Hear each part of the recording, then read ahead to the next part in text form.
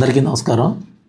నిన్న షేక్ బషీరా ఆక్స్ఫర్డ్ స్కూల్లో 10th class చదువుతోంది, రిక్షా సెంటర్ దగ్గర నర్సరాపేట.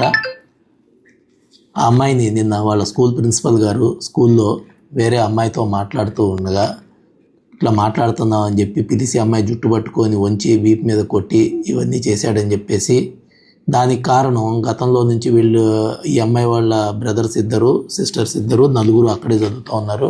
వీటన్నిటి మీద ఫీజు డ్యూస్ ఎక్కువగా ఉన్నాయి అని చెప్పేసి అని రెగ్యులర్గా అమ్మాయిని హెరాస్ చేసి కొడుతున్నారని, ఫీజులు కట్టకున్నప్పుడు నువ్వు ప్రైవేట్ స్కూల్లో ఎందుకు, గవర్నమెంట్ స్కూల్లో చదువుకోవచ్చు కదా అని చెప్పి అమ్మాయిని మానసికంగా ఇబ్బంది పెడుతూ కొట్టి, నిన్న అంతకుముందు కూడా గతంలో కూడా సిలార్ అనే టీచర్ గారు ప్లస్ అక్కడ ఉండే తిరుపతి రెడ్డి అనే అతను కూడా ఆమెని కొట్టారు అని నిన్న హాస్పిటల్లో చేరి స్టేట్మెంట్ రికార్డ్ చేసి పంపించారు.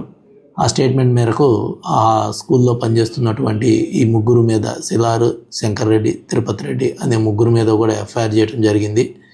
కేసు ప్రస్తుతం విచారణలో ఉంది. విచారణ చేసిన తర్వాత దీనిలో ఎవరైతే బాధ్యులు ఉన్నారో వాళ్ళపైన చట్ట ప్రకారం తగిన చర్యలు తీసుకుంటాం.